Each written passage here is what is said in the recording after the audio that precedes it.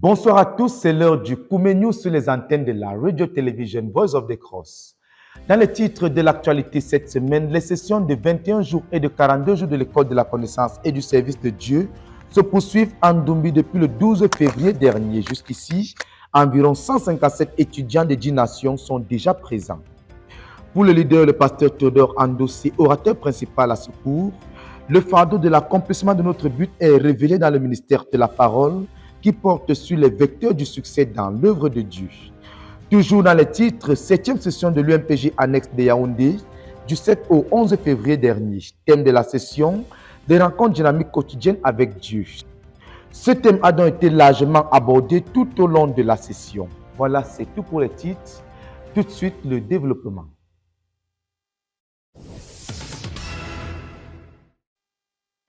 Elle se poursuit donc en Doumbie en ce moment, la 4e session de 21 jours et la 11e session de 42 jours de l'école de la connaissance et du service de Dieu. Pour le leader orateur principal à cette session, les vecteurs du succès dans l'œuvre de Dieu sont au cœur du ministère de la parole rendu en ce moment critique de notre œuvre où les priorités sont données au réveil interne de chaque sein dans la communauté et à la propagation de l'évangile avec pour but d'atteindre les 100 millions de disciples dans 200 nations dans les 5 prochaines années.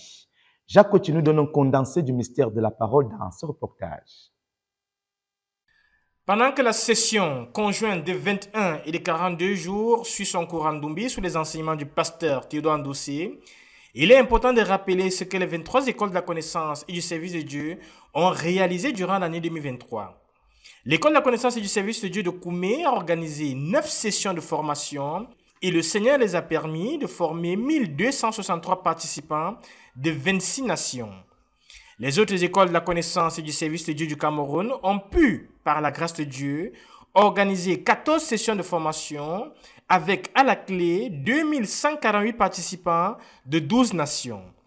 Les autres institutions qui se trouvent en Afrique ont pu organiser 46 sessions de formation avec 7358 participants de 11 nations et 195 missionnaires ont été envoyés. En Europe, les différentes écoles ont pu organiser 9 sessions de formation avec près de 1138 participants venant de ces nations. Les différentes écoles qui sont dans les Amériques ont pu organiser une session de formation avec 6 candidats missionnaires de 2 nations. En récapitulatif, toutes les écoles de la connaissance et du service de Dieu de notre ministère à travers le monde, durant l'année 2023, ont eu un total de 75 sessions de formation avec 11 633 candidats missionnaires de 32 nations. Et près de 832 missionnaires ont pu être postés. L'école a aussi produit des unités d'enseignement sur le message des Berthois et sur les 3 leçons produites, 11 218 personnes ont travaillé sur ces unités et 2 488 personnes ont été formées. Yassine Bekolo, RTVC.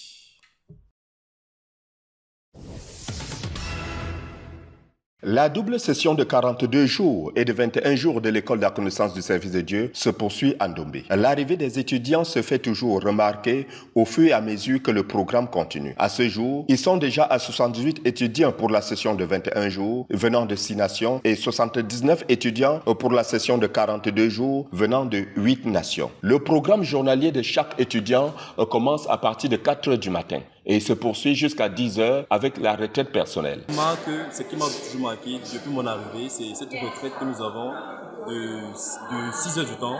Chaque jour, nous nous réveillons à partir de 4 heures.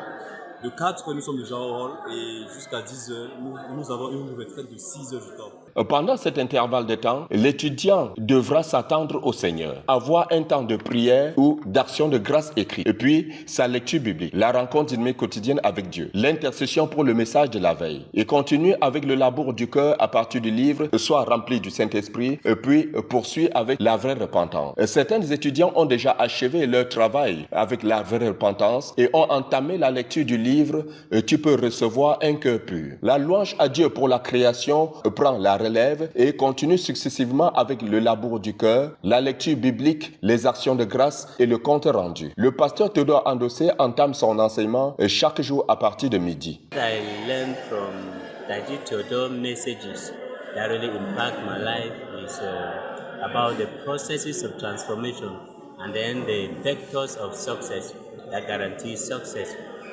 I came really, I was filled with burdens or filled with worries. I thank God because the messages are already working something in my life. Après le passage du leader, certains soirs, il y a eu la projection d'un documentaire sur le professeur Zakaria Tane Fomum. La sœur Henriette Mbarga, quant à elle, a enseigné sur le cahier de péché, le cahier d'action de grâce. Les étudiants ont donc appris à rendre grâce à Dieu pour la nature. Ils ont aussi commencé à travailler sur le message de Berthois. Puisque les étudiants continuent d'arriver à ce programme, le pasteur Charles Nchama Atangana, vice-principal de l'école à connaissance du service de Dieu, continue à faire le travail d'écoute pour discerner ceux qui ont un problème au niveau de la conversion afin d'aider les concernés à remédier à la situation. Il m'a touché beaucoup et je suis vraiment très heureux d'être ici. Donc j'ai été éclairci par rapport à mes questions pour lesquelles j'étais en train de traverser dans mon champ de mission.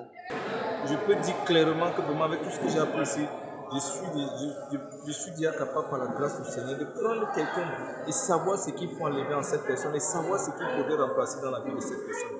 Donc, je suis convaincu qu'à la fin de ce temps que nous passerons ici, là, je ne vais plus produire des importants spirituels ou alors produire des gens qui sont comme moi, comme je le faisais par le passé. Gloire au Seigneur pour son œuvre qu'il est en train de faire à ces potentiels ouvriers de la moisson du Seigneur. De Ndoumi pour la RTVC, Jacques Kweche.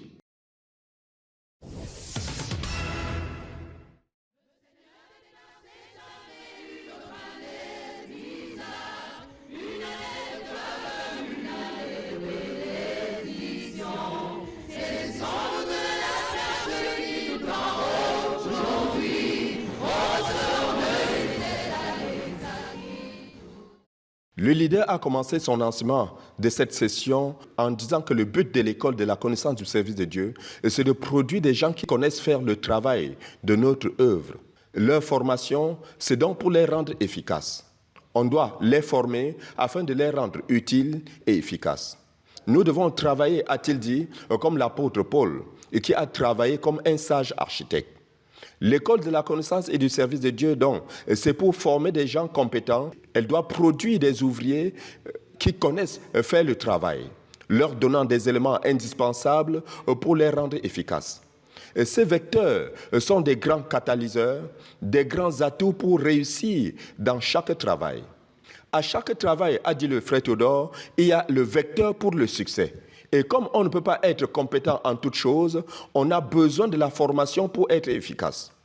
Parmi les vecteurs de succès, le leader a dit qu'il y a la connaissance, car on ne peut pas servir un Dieu qu'on ne connaît pas. Et c'est pour cette raison, a dit le frère Théodore, que Moïse voulait une révélation du Dieu qu'il envoyait. On ne peut pas aussi servir Dieu à partir d'une pensée impure, d'une volonté détruite, des émotions enchevêtrées. Un autre vecteur donc pour le succès, c'est la sainteté. Il nous faut donc être saints. Le leader a poursuivi en disant qu'il y a plusieurs autres vecteurs qui garantissent le succès, tels que la foi, le jeûne, la prière et le travail dur. Il y a également la compassion, la vérité, le chemin de la croix et bien d'autres encore. Le jour suivant, le pasteur Théodore Andossé est revenu à la charge pour insister sur le fait que si nous voulons des dirigeants qui émergent rapidement et qui sont transformés, deux vecteurs sont à embrasser. L'œuvre de la croix dans le cœur et l'œuvre de l'Esprit de Dieu dans le cœur. Transformation revolves around these two major vectors and factors. Toute transformation spirituelle tourne autour de ces deux facteurs et vecteurs majeurs. Car toute transformation spirituelle tourne autour de ces deux vecteurs majeurs. Ce sont des facteurs majeurs, incontournables pour qu'un croyant soit transformé, pour être utile à servir Dieu. Le frère Théodore a dit que la croix a deux côtés, celui réservé à la mort et un autre côté pour la vie. Toute chose meurt à la croix, a dit le frère Théodore, les noms, les réputations, etc. Mais de l'autre côté, il y a la vie. Mais du côté de la vie, il y a l'Esprit de Dieu qui a ressuscité Jésus d'entre les morts. Dans la création, il y a le principe de vie. Tout ce qui doit produire la vie doit d'abord mourir, car pour qu'un grain produise, il doit mourir. Pour qu'une terre produise également des plantes, elle a besoin d'être blessée. Pour qu'une graine germe, elle a besoin de mourir. Pour qu'une graine germe, elle a besoin de mourir. Pour que les fleurs donnent un parfum, elles doivent être écrasées, sinon elles ne dégagent aucun parfum. L'orateur a aussi démontré que même dans l'Ancien Testament, personne n'a esquivé la croix. Ni Joseph, ni Moïse, ni Jonas, ou même David. Tous ont connu le chemin de la souffrance, de la descente, des douleurs, de la honte pour servir Dieu. Il a poursuivi en disant que c'est la croix qui nous rend capables de vivre avec nos différences. Il ne peut donc pas avoir une vraie église sans la croix. C'est là le chemin de l'amour, le chemin de l'harmonie, de la sanctification, de la sainteté. Tout comme Christ est mort à la croix, nous devons suivre son modèle. Dieu nous interpelle ainsi à accepter ce chemin. C'est la seule voie pour parvenir à la maturation, à la transformation que nous voulons. Puisse le Seigneur et notre Dieu aider chaque étudiant présent à chacune de ces sessions à ne pas fuir le chemin de la croix, le chemin par lequel notre Seigneur Jésus-Christ est passé pour notre transformation, pour notre croissance spirituelle. De Ndoumi pour la RTVC, Jacques Kweche. C'est pour continuer à soutenir et accompagner le leader dans son premier jeûne de 40 jours de l'année et dans les nombreux ministères qu'il est en train de rendre que l'équipe du Centre de prière et de jeûne de la conquête du monde a tenu du 19 au 20 février dernier le 7e siège de prière pour le compte de cette année 2024. Plus de détails avec Jacques Kweche dans ce reportage.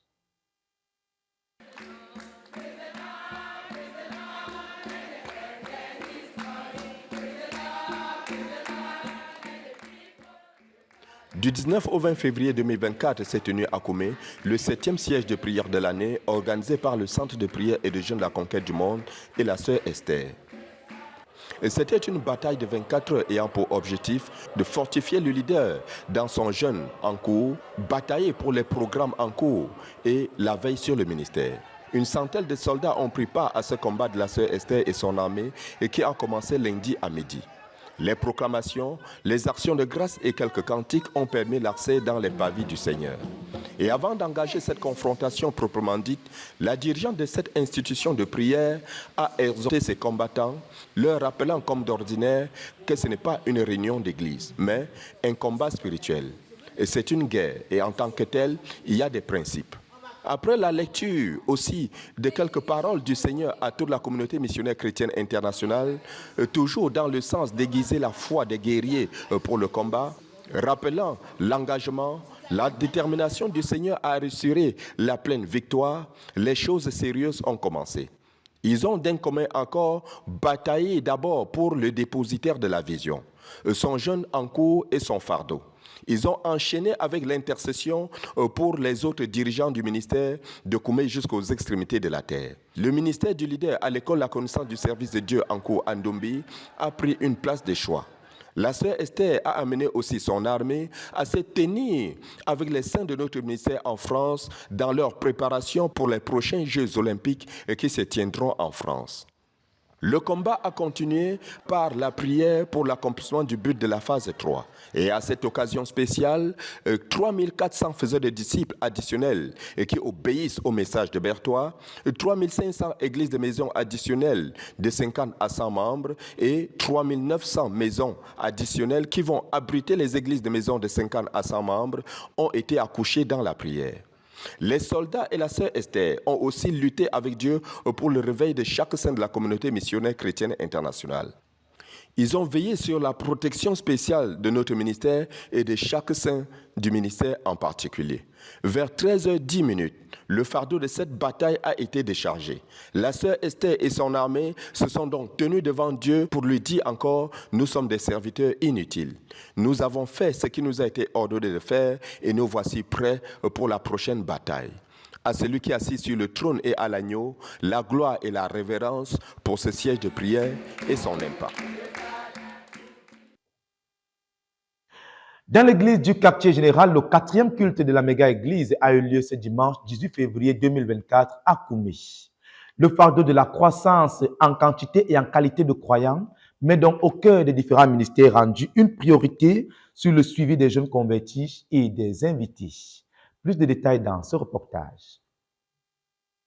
Le culte de la méga-église du quartier général de ce dimanche 18 février, qui a mobilisé un effectif de 588 participants, a été coordonné par le pasteur de la louange. C'est l'histoire, la vie, l'œuvre et l'intronisation de notre Seigneur Jésus-Christ qui ont été à la base de la coordination. Les références bibliques ont été tirées d'Apocalypse chapitre 19, versets 11 à 16. L'agneau de Dieu a été glorifié par les cantiques de louange de son peuple réuni.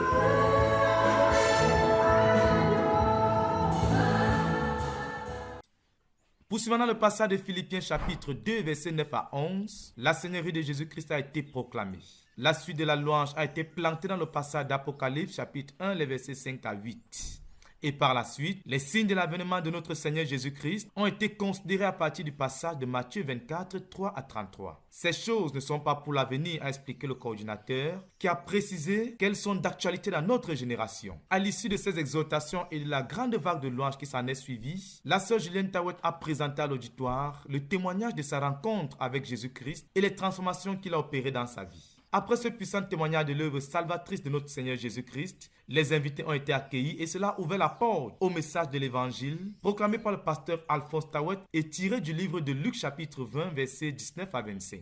Ce passage présente un débat de l'élite intellectuelle de la nation d'Israël avec le Seigneur Jésus-Christ. Et ceux-ci, dans leur ruse, au lieu d'accepter la vérité de l'Évangile, ils ont voulu piéger le maître pour essayer d'avoir un alibi pour l'arrêter. Poursuivant, l'orateur a souligné que ces érudits, sachant que Jésus a enseigné qu'il était roi, ont amené un autre roi, César, pour le confronter à Jésus. Vous est-il permis ou non de payer l'impôt à César? Pourquoi cette question? Why this question?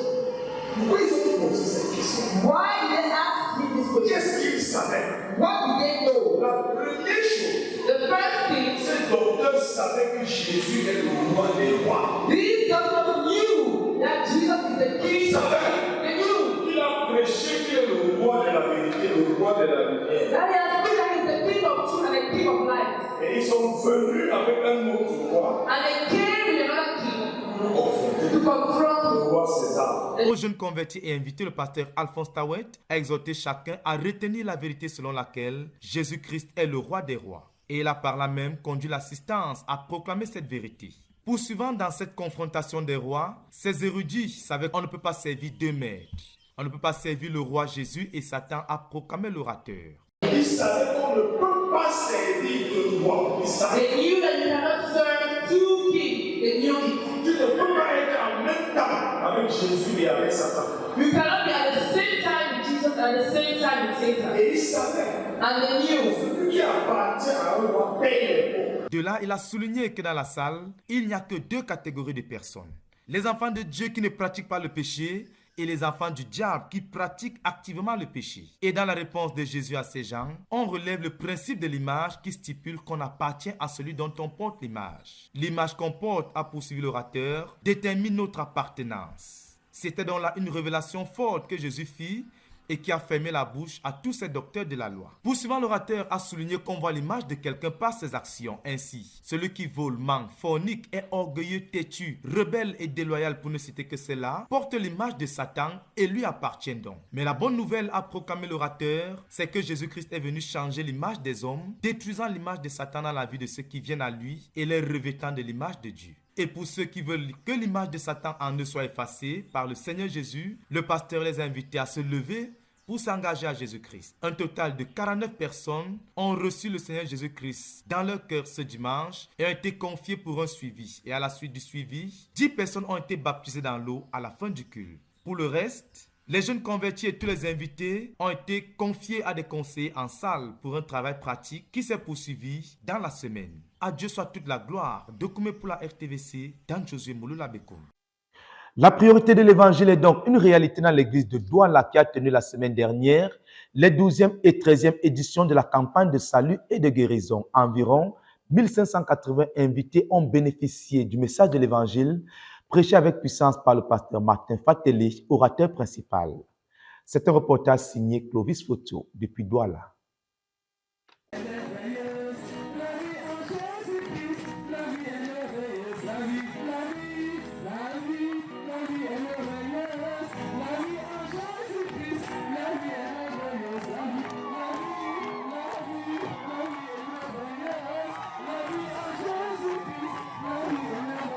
La 12e et la 13e méga campagne de salut de guérison a tenu toutes ses promesses au stade armé de l'air de Niala Château, situé dans le 3e arrondissement de Douala, et le petit terrain de Bonamoussadi village, 5e arrondissement, placé sur le thème Viens et vois, Jésus n'a pas changé. Ces rendez-vous de proclamation de l'évangile a permis au pasteur Martin Fatélé, leader de la communauté missionnaire chrétienne internationale Douala, de présenter l'évangile à plus de 1580 personnes pendant 6 jours, précisément du 14 au 19 février 2024. L'événement a pris une allure de fête de l'évangile, de bénédiction, de visitation, de réveil et de salut pour les populations de Niala et Bonamoussadi, venues par centaines. Les frères ont secoué les 2 quartiers avec l'évangélisation, distribuant des invitations, traitées et utilisant le mégaphone pour transmettre le message. Utiliser ce mégaphone pour interpeller davantage de personnes afin qu'ils quittent de ce côté-là pour venir du côté des pécheurs, pour venir du côté de la campagne. Et ça a porté du fruit. Vraiment, beaucoup sont venus par cette interpellation. Nous rendons grâce au Seigneur. Pendant que le prédicateur était en train de prêcher l'évangile, l'équipe d'intercession se tenait avec lui tout le temps du message. Et la présence du Seigneur était manifeste et palpable. Pendant les 6 jours, le Seigneur s'est manifesté puissamment dans les 2 sites. L'équipe a enregistré au cours de cette campagne 114 miracles du salut, 21 miracles de guérison instantanée. Quelques convertis n'ont pas manqué d'exprimer leur joie. Dès mon premier entrée dans ce stade pour l'évangélisation au nom du Seigneur Jésus, je suis rentré étant ravi, avec amour et joie. Arrivé à la maison autour de 22 h, ma belle-mère à l'âge de 86 ans était déjà couchée. Je causais avec mon épouse. Quand elle a entendu ma voix, je parlais de l'évangélisation qui s'est passée ici et que j'étais avec sa fille. Elle a été très émue, elle a pris son bâton et s'est amenée au salon. Nous avons causé ensemble près d'une trentaine de minutes afin que nous soyons partis se coucher. Je suis vraiment content ce soir parce que j'ai reçu au Seigneur Jésus comme mon sauveur et j'accepte la communauté dans ma maison pour les enseignements bibliques, pour restaurer ma maisonnée, ma famille et tout le reste de l'Assemblée aussi. Le cap est désormais mis du 24 au 26 février prochain au quartier village Borne 10, une périphérie de l'arrondissement de Douala 3e. À Dieu toute la gloire. Ils étaient un peu plus de 200 étudiants à prendre part à la 7e session de l'UMPJ annexe de Yaoundé à Etouguébé du 7 au 11 février dernier. Thème de la session, les rencontres dynamiques quotidiennes avec Dieu. Notre correspondant Imdiana depuis Yaoundé nous livre le condensé de la session dans ce reportage. La 7e session de l'Université mondiale de prière et des jeunes annexe de Yaoundé s'est tenue du 7 au 11 février 2024 au Centre chrétien de Touguébé. Plus de 200 personnes venant de Yaoundé ainsi que d'autres localités ont pris part à ce programme qui avait pour thème les rencontres dynamiques quotidiennes avec Dieu. En dehors de ce qui intervenait lors du culte matinal et dans les ateliers de travaux pratiques, nous avons eu 3 orateurs dans la rubrique de l'enseignement. Le docteur Andossé Victor, qui a intervenu le premier jour, a insisté sur le fait que la volonté de Dieu peut être cherchée, connue et obéie. C'est la raison pour laquelle Jésus avait besoin des rencontres dynamiques pour prendre des décisions qui dépendent de la volonté de Dieu. Jésus était désespéré à rencontrer Dieu afin de faire la volonté de Dieu. La sœur Céline Biza, qui a intervenu le 2e jour, s'est attardée sur le même thème en commençant son intervention par le psaume 1, versets 1 à 2, je cite « Heureux l'homme qui ne marche pas selon le conseil des méchants, qui ne s'arrête pas sur la voie des méchants, et qui trouve plaisir dans la loi de l'Éternel et la médite. » À la lumière de ce verset, elle a fait remarquer que les rencontres dynamiques quotidiennes avec Dieu nous ont été données de façon générale à nous les croyants. Et si tu veux être vainqueur, tu veux réussir dans ta vie chrétienne, c'est à travers une intimité avec Dieu, à travers la parole. Celui qui aime la parole aime Dieu. Les rencontres dynamiques quotidiennes sont les clés pour accomplir le but et chaque croyant a le devoir sacré de chercher de trouver, de connaître et d'être en train de travailler sur son but, a-t-elle fortement souligné. Elle a conclu son message en donnant les caractéristiques d'un but. La sœur Sarah Kuna, qui intervenait le dernier jour, s'est beaucoup plus attardée sur la lecture du livre Rencontre dynamique quotidienne avec Dieu. Mais avant de commencer son exercice, elle a fait remarquer avec tristesse que plusieurs frères sont perdus au carrefour de l'appel de Dieu, tout simplement parce qu'ils ne rencontrent pas Dieu. Le programme s'est victorieusement achevé le 11 février 2024. La sœur Annette Aladoum et son équipe nous attendent à mai 2024 pour le même programme. Yves Njana, Yaoundé, pour la RTVC.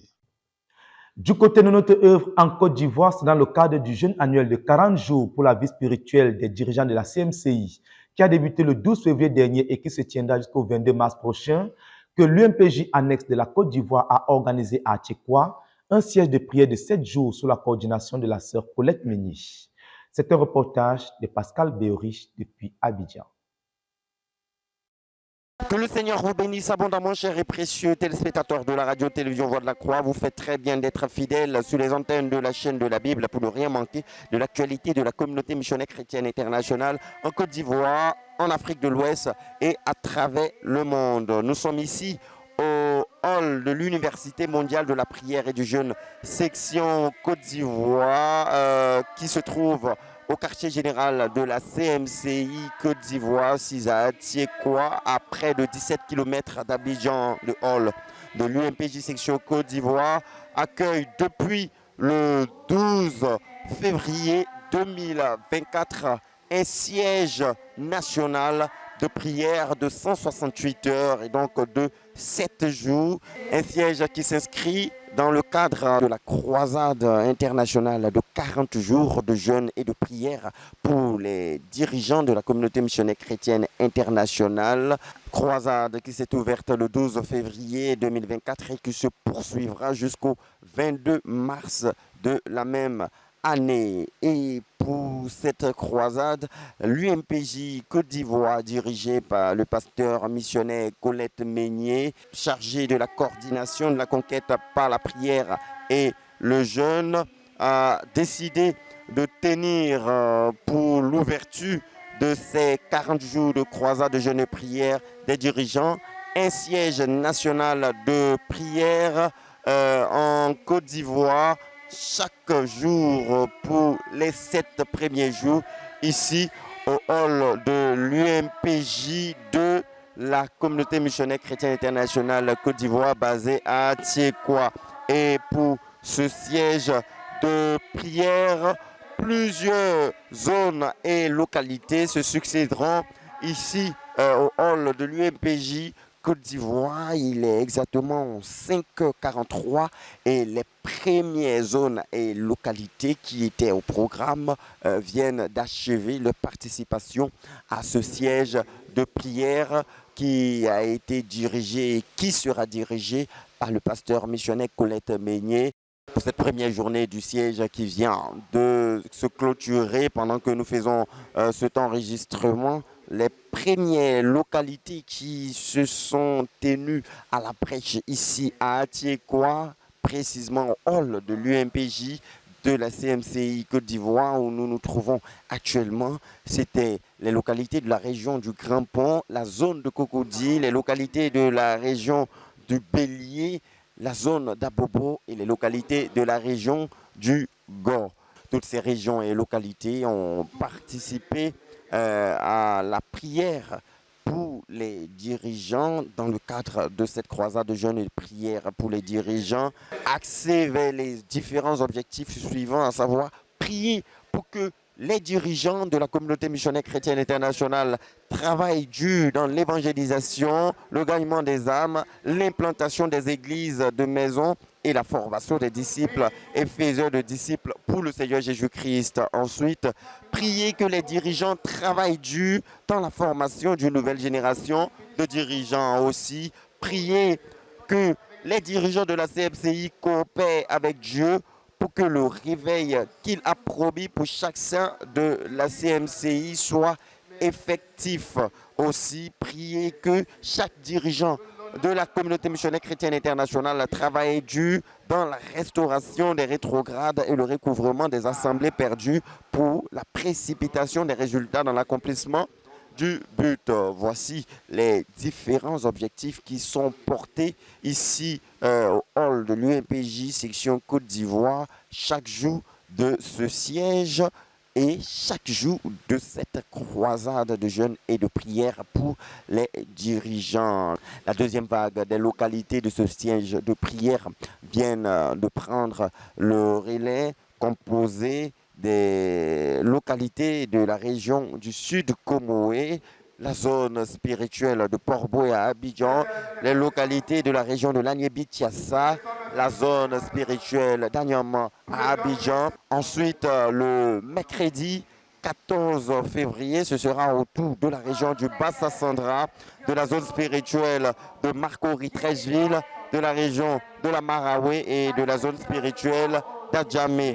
Merci beaucoup de rester fidèles sur les antennes de la radio-télévision Voix de la Croix, où au fur et à mesure, nous ne manquerons pas de vous donner des informations supplémentaires, non seulement sur cette croisade de 40 jours de jeûne et de prière pour les dirigeants, mais également sur tout autre événement qui marquera l'actualité de la CMCI en Côte d'Ivoire, en Afrique de l'Ouest et à travers le monde. Que le Seigneur vous bénisse abondamment et restez connectés pour suivre la suite des programmes sur les antennes de la radio-télévision Voix de la Croix, la chaîne de la Bible.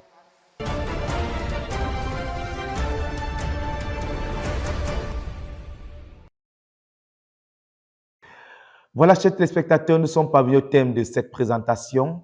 Rendez-vous la semaine prochaine pour une autre édition du Koumé News. D'ici à là, restez scotchés sur les antennes de la radio-télévision Voice of the Cross, c'est la chaîne de la Bible. Que Dieu vous bénisse.